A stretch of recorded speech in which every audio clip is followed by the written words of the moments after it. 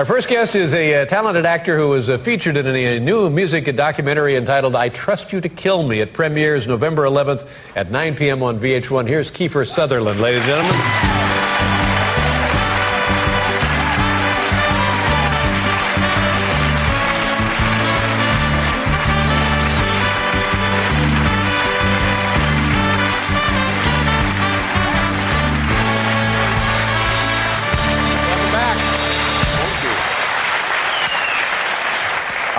I was told about something today that I can't believe, and maybe you'll clear this up for me, but that there's an addition to your family, which is great, but that you actually are now a grandfather.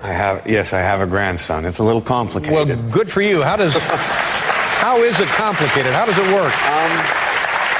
I was very young when I got married. I was 20 years old, and I married Camellia Kath, and she was a little older than I was, and she had an 8-year-old daughter whose father had died when she was 3.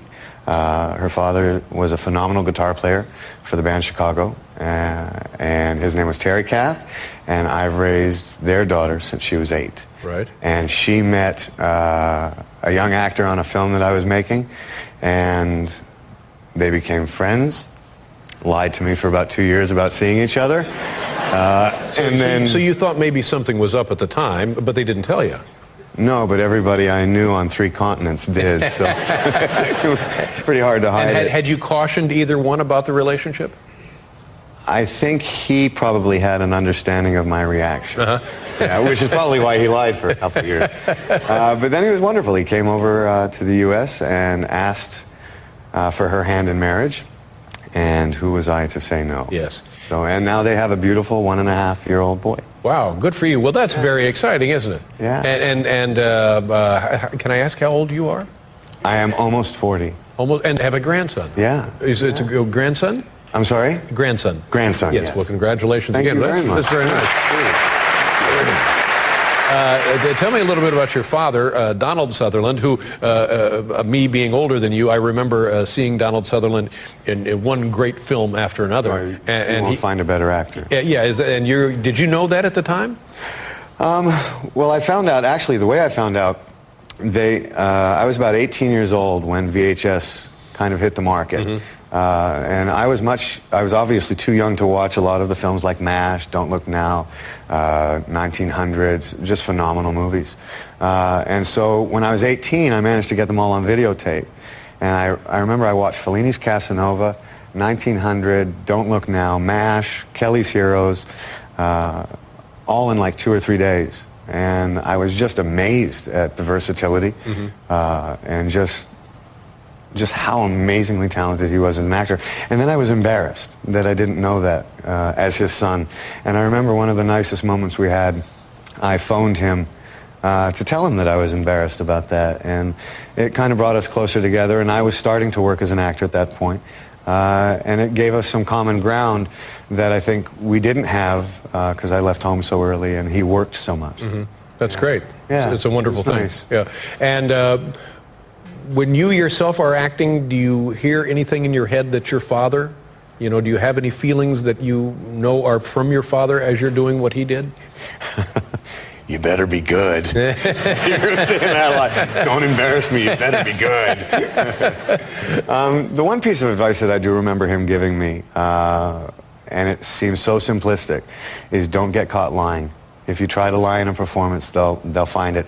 If it says in the script that you have to cry and you're not feeling it, don't. Play it another way. Right. You have to find how you're going to play that character, and that has to come from an honest place within you. And like any son who's given advice from their father, I tried it the other way a couple times. And yeah, kind of like, am I still bleeding? And I got smacked for it. So he was very right. It seems so simple, but I'm guessing it's probably about the most difficult thing to actually execute. For me, it'll take the rest of my life to, hopefully to figure it out. How are things on 24? Fantastic, fantastic. Thank you very much. Thank you. You're in the middle of shooting episodes 11 and 12. And we've had such amazing fans through the 5.5 years that we've been making the show. And at the beginning, we start to go to air in January. And we're at that point now where we've done enough episodes that we're chomping at the bit for people to see it, but it's also a very nerve-wracking time. We are cautiously optimistic, and we hope the fans enjoy it as much as we've enjoyed making it. It's turned out to be a very nice thing for you. Been the greatest gift of my life from a career perspective, yeah. Now let's talk about your other interest, music and running a record label. And touring with this band, and what I saw of the documentary. I don't really run the record label. Okay. I write the checks for the record label. Ooh. It seemed like you ought to get to run a little of it if you're writing the checks. Well, you'll see when we talk about the film, I made the mistake of thinking the same thing. One of my best friends, a guy named Jude Cole, is the creative partner of this endeavor, and he's a phenomenal singer-songwriter. Mm-hmm. He's actually played on your show. He had a bunch of top 10 hits in the 90s and is now producing records. And we started this small label. We wanted to just focus on one or two acts at a time. The name of the label is? Ironworks. Ironworks. Yeah. And then Rocco DeLuca and The Burden was the first band that we signed. And these are the guys that you're traveling with through Europe. Yes. It was like half a dozen places, London, Iceland. We all became really great friends when they were making the record. And one of their great philosophies, I think so often we hear these amazing numbers in the entertainment business. A film made $148 million or 15 million people saw your television show. This band truly believes that they can go out and make a difference to 20 people in one night, to 100 people in one night. And that kind of passion is infectious. And so I wanted to go on this trip, so I made the terrible mistake of suggesting that I would be their tour manager. So then now you have to solve every problem that arises. It would have been great if I had solved one. I seemingly, through the course of the film, was the problem that arose. So let's do a commercial. When we come back, we'll take a look at the movie I Trust You to Kill Me, Kiefer Sutherland and the band.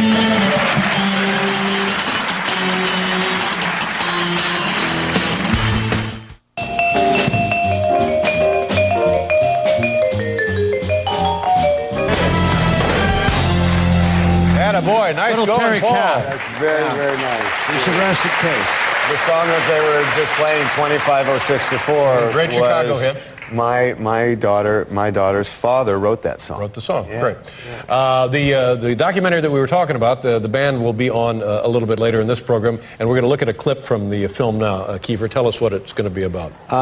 The clip that you're going to see is just a brief explanation. It's the very beginning of the film, where some of my friends are trying to figure out why on earth I'm doing this, and it gives you a quick glimpse of the band and just sets up what the tour is going to be. And at the very end of the clip, I'm quite honest about my qualifications. But what I like about this is we get to see a little bit of the documentary, and then later we get to actually hear the band. And when I was watching it, there's a part where I believe you have arrived in London, and it's your responsibility now to go around waking people up. or somebody's coming to wake you up. And clearly it's quite early after the all-night flight or whatever, and I just said, no, better him than me. Well, it was one. Have you ever had one of those fantastic ideas that when actually put into reality or practice, it's just, oh Yeah. my God, what was I thinking? I know, I wanted my own show. Well, this was exactly one of those ideas. Let's take a look.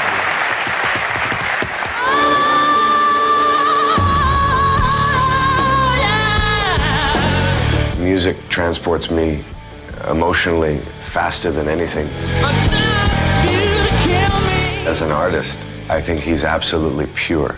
There are times in my life that I would take certain jobs that maybe weren't the right thing to take. But Rocco's never done that.